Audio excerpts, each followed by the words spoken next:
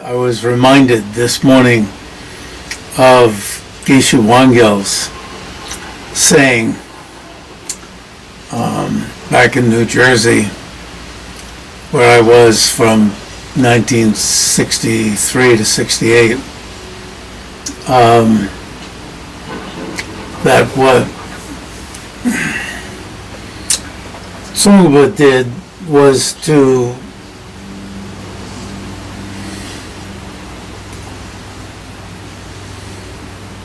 so importantly put this material together in a way so that we could understand it. And if he hadn't done this, we wouldn't have been able to understand it.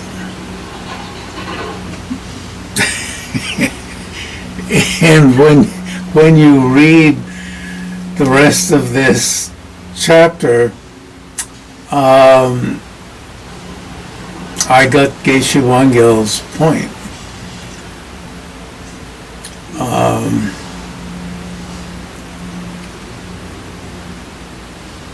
How else could we, in what other way have we could put it together that despite Chondakirti's saying that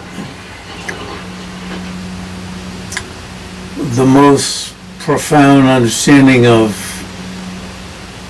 the meaning of dependent arising is the most subtle meaning of emptiness. The meaning of the production from causes and conditions is the most subtle meaning of emptiness. How else that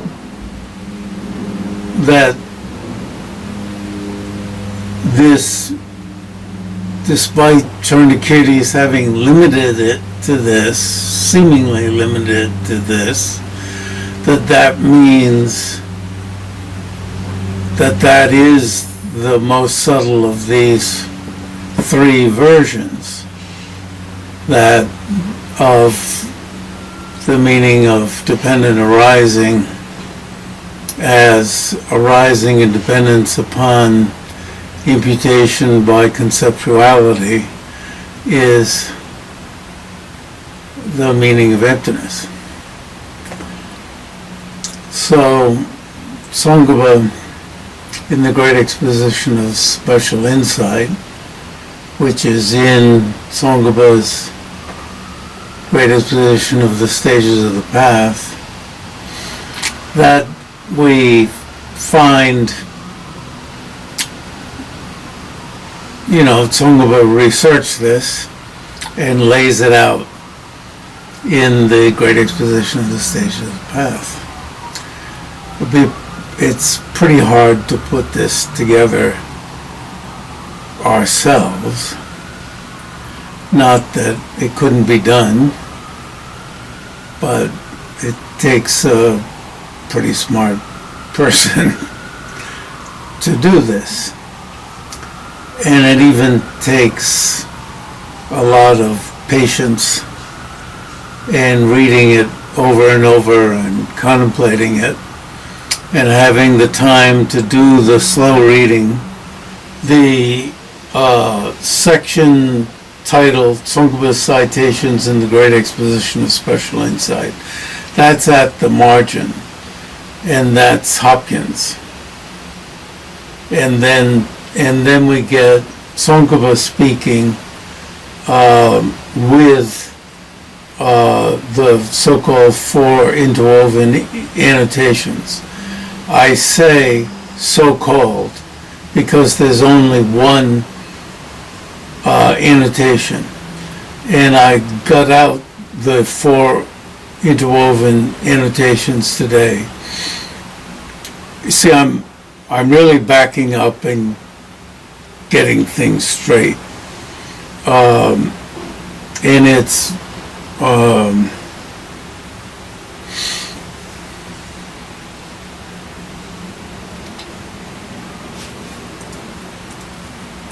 just Jati Geshe Rinchen Tundrup. Jati Geshe Rinchen Tundrup, which I put into the note. At this point, it's just him. And right through the other annotators, except for Giant Sheba, who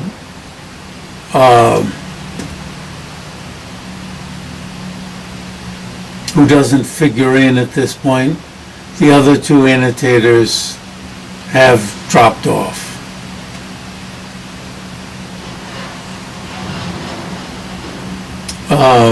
And Jati Geshe Rinchen Tundrup is a scholar from Sarajay College.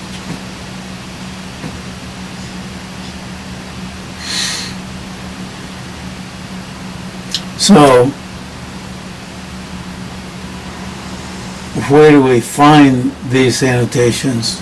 We find them in this work called the Four Annotations. That's why that title is used. All right, so you can see why Tsongpo would begin this with, somebody says, well, come on. What is the way ignorance superimposes, adds on, exaggerates, makes this exaggeration? If an awareness, a consciousness, has imputed a snake to a rope or to a hose or to a vine. Have you ever done that? I have. Snakes around the house. We had a snake in the hot tub, underneath the hot tub. The hot tub wasn't working, so the guy came, and the furnace guy came, and he said, "Oh, I can take a look at the hot tub," and took out one of the elements, and it was just a box. He put it, and he went, and he left it outside the hot tub. And the snake came out and shed its skin on top of that element. So if you leave aside analysis, forget about analysis, considering how it is imputed from the side of the awareness, apprehending the snake.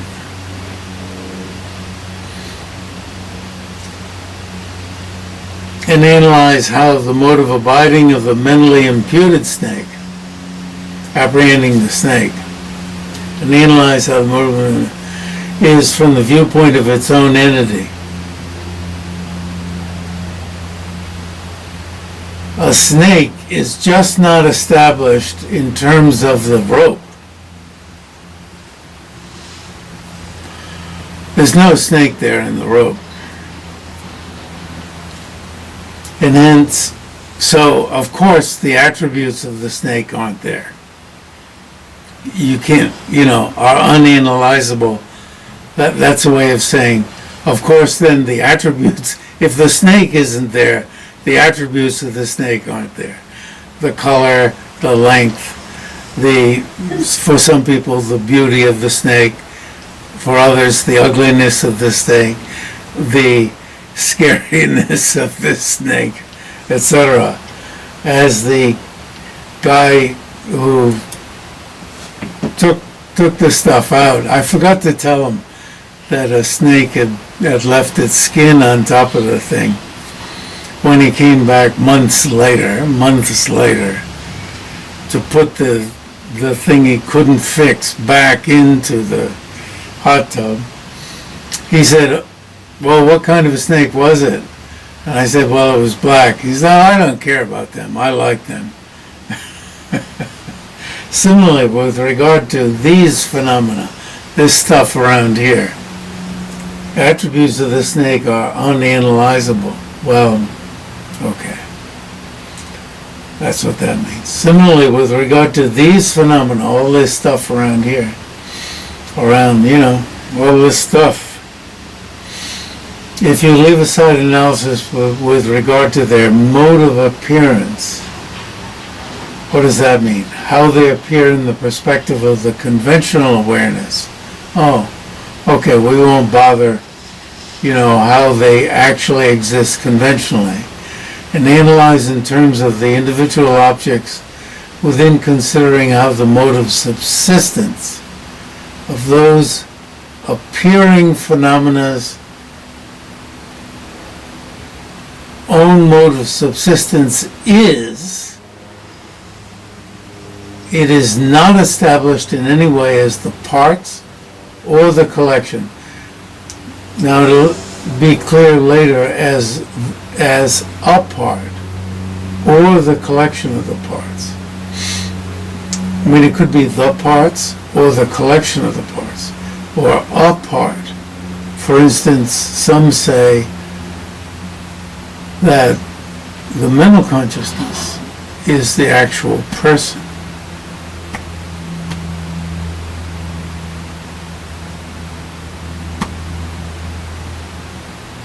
Or you might think the mental consciousness is here, right? Or here, or here. Or, if you're an old-fashioned Tibetan, it's here. Or a North American Indian, old-fashioned, it's down in the solar plexus. As one who came to our monastery said, you Americans are crazy because you put it here.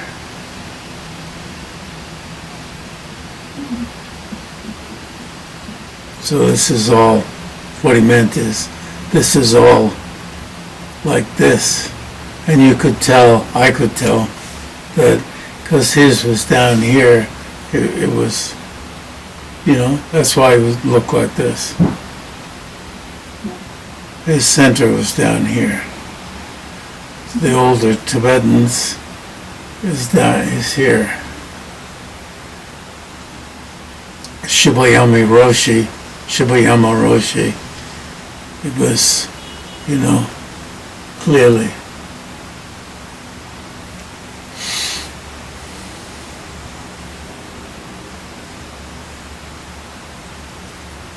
This reference is to Tsongkhapa's illumination of Chernakirti's supplement to Nagarjuna's treatise on the middle. It's a really stunning sentence, which he says this. Not established as either one of the parts or the collection or separate from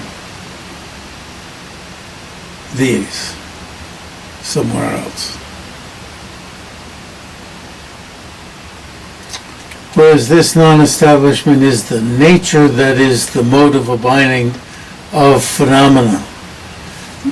Whereas this non-establishment as any of these, that means emptiness, is the nature, the emptiness, that is the way things actually are. This mode of non-establishment is not apprehended.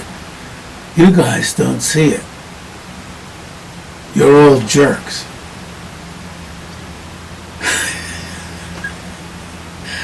But opposite to this, a fake nature that is utterly non-existent in the mode of abiding of phenomena, in the emptiness of phenomena, in the real mode of abiding of phenomena, is you jerks apprehended as existing. And I include me. You get it? That sentence is hard to read. But when you read it enough times and get the reference, this non-establishment is the real nature, that is the mode, that is the way things are. this real mode of non-establishment you don't get.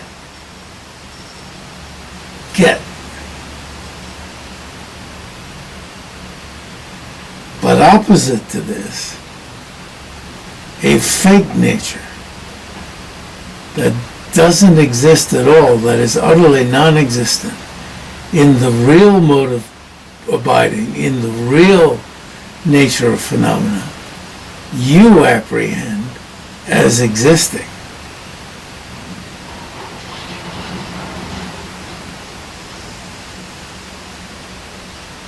You apprehend that these phenomena around here, like this thing, each have a mode of a mode of abiding comprised from their own side,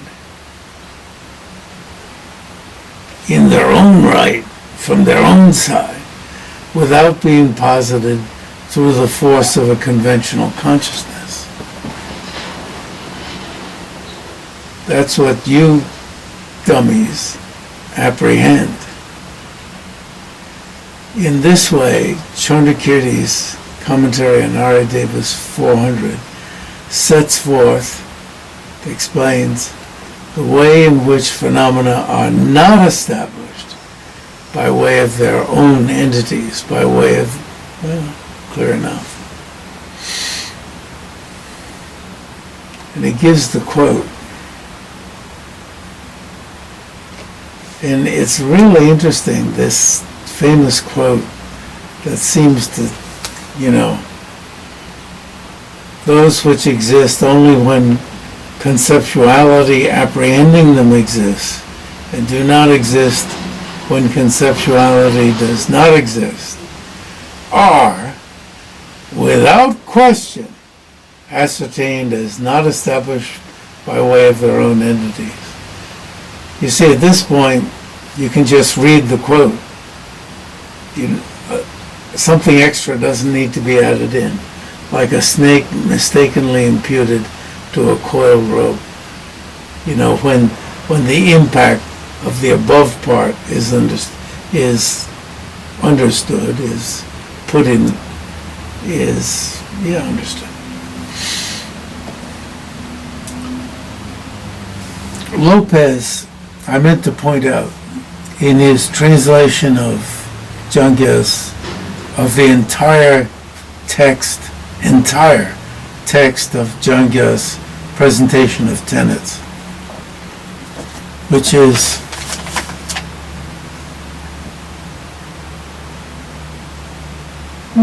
this, in the Wisdom series, which just came out. I think it's out. Don gave me a copy in Mungad, South India. This begins on page 435. It's called The King of Reasoning's Dependent Arising. I translate it as the monarch of reasons, with a bow to non-sexist language, but it's a case of bowing to the conventions of the present, but undoubtedly at the time he wrote it, Jang-kya Röl-pay-dor-jay was thinking of king.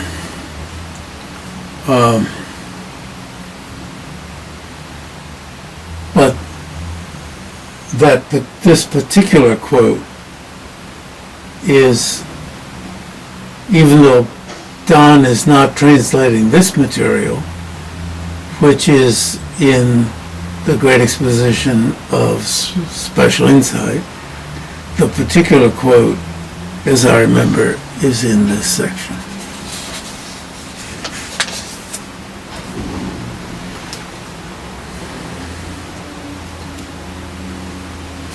I think this, I also translated this particular section I translated, I believe, in Emptiness Yoga.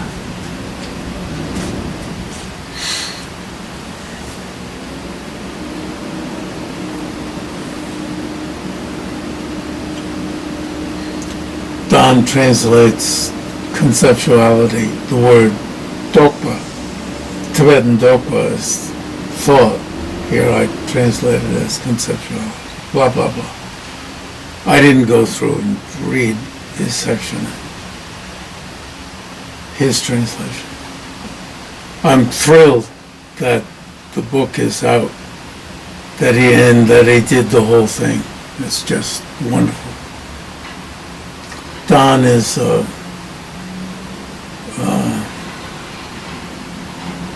I always joke with him as to whether he's now published more books than I have. I said the only way, I think it was outside, we couldn't get into the Ganden temple, and I said the only way I can keep ahead of him is to self-publish. That's a joke, that it's the Uma Institute publications. So I said I can only keep ahead of him by self-publishing. And what I do is I do a little something at the beginning, and then I download baseball scores and and publish them put them in the rest of the pages.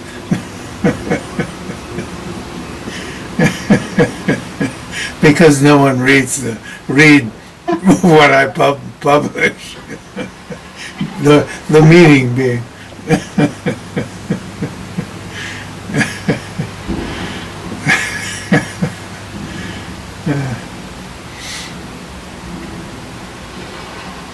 He's an extremely hard worker.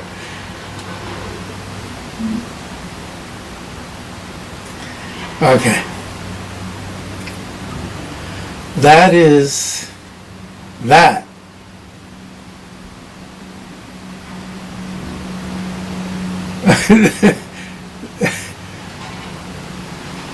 Oh, that is the first passage. Well, that refers to the whole thing, from where the indent began, not this last little bit.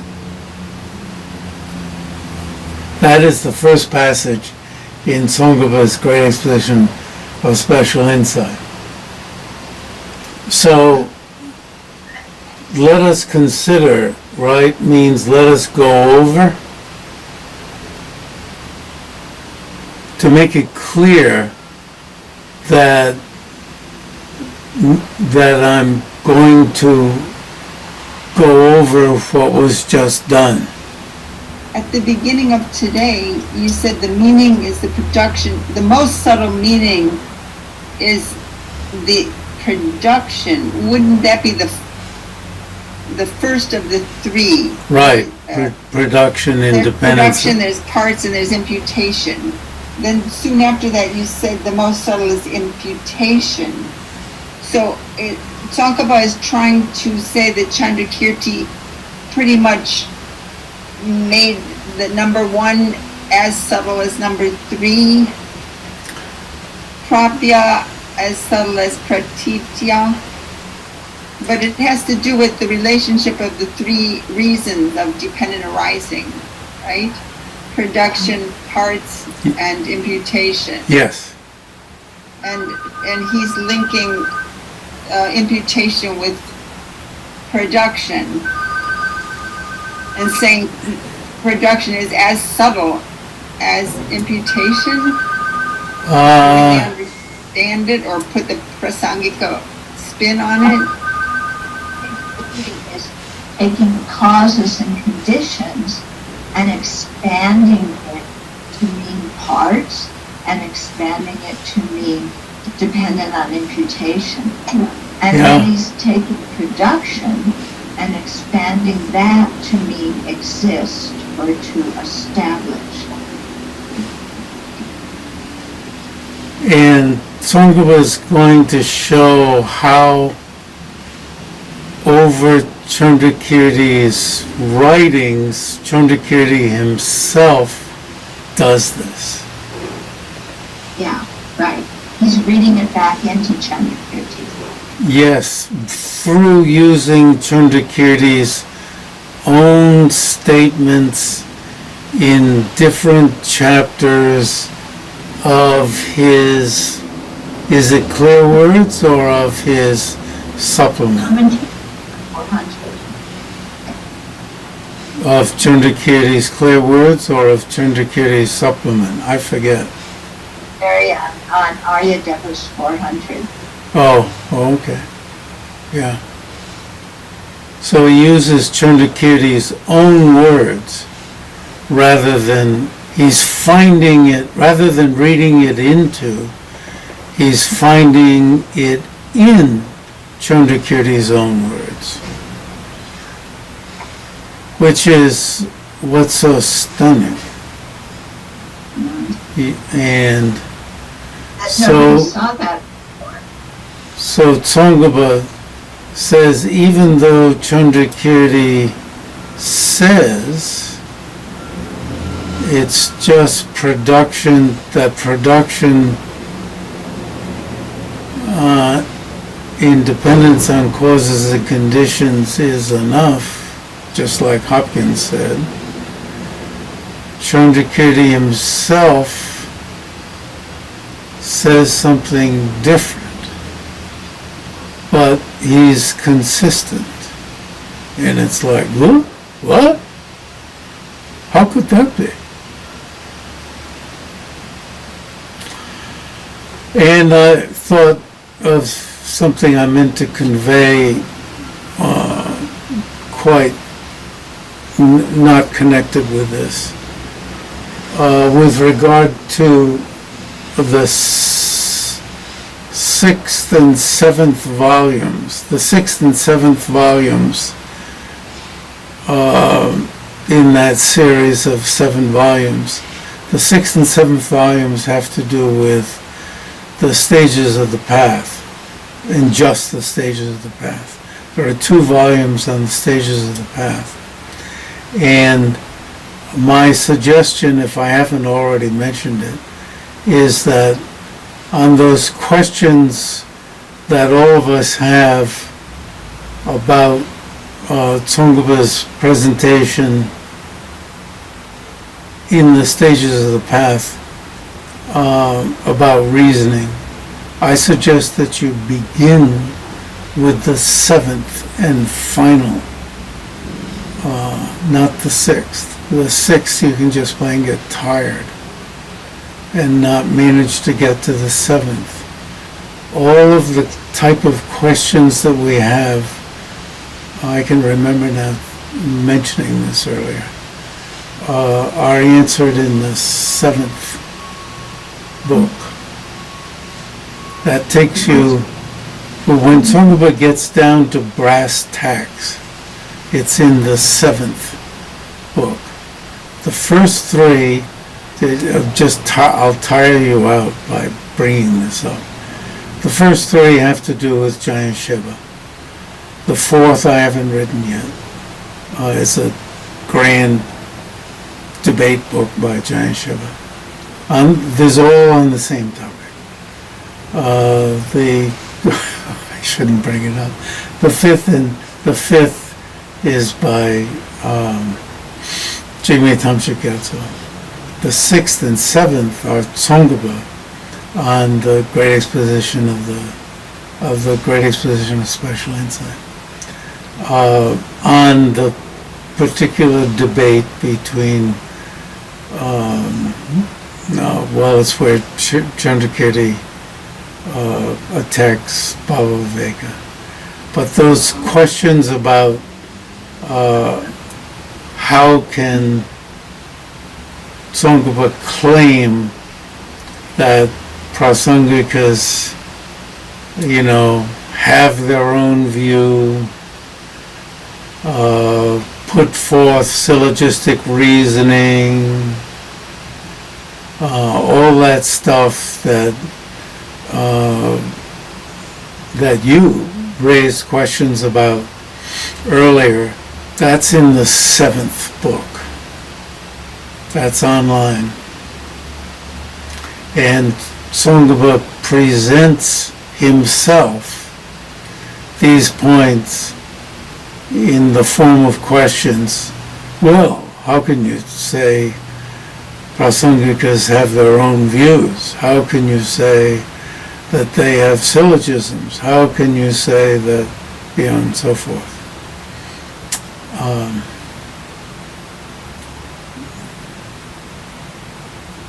Anyway, I wanted to pass that along. I think it's the second time I've passed that along. Yes? What's the name of the whole series? I haven't, I've just named it 1 through 7. I'm working on the 8th, believe it or not, now, which is not on Tsongkhapa. It's on the same topic. And I'm going to name the series and separate it out from everything else. But I haven't named it. It's on opposite of the consequences and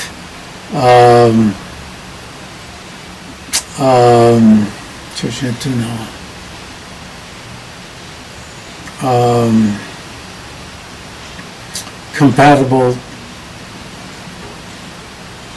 appearances. Compatibly appearing subjects. Compatibly appearing subjects, thank you.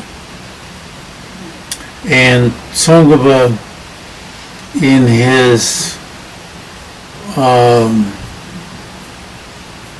great exposition of special insight, treated only compatibly appearing subjects.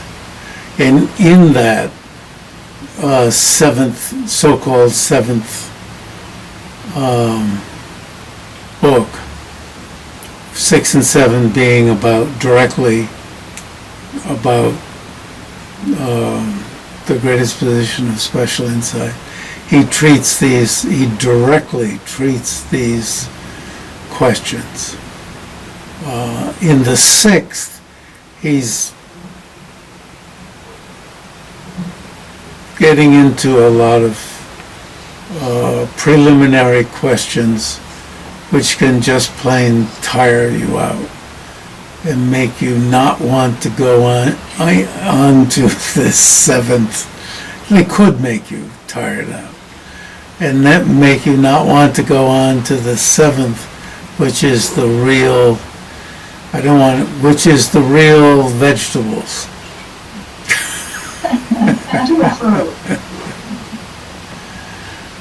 It's the real vegetables. You get down to the real beets.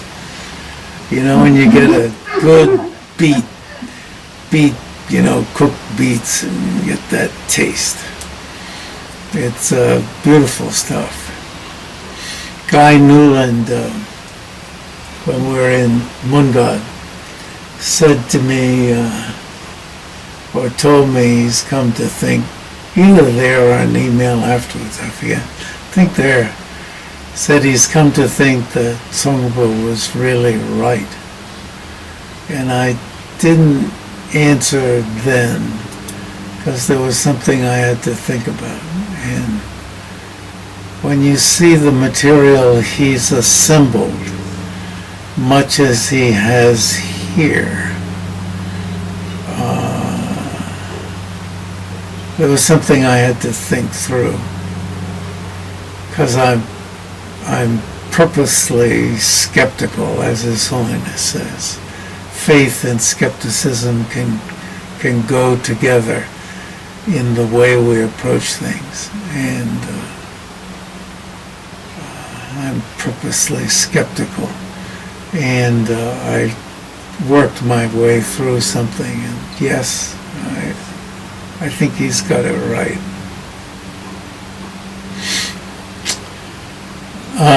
Okay. Next week.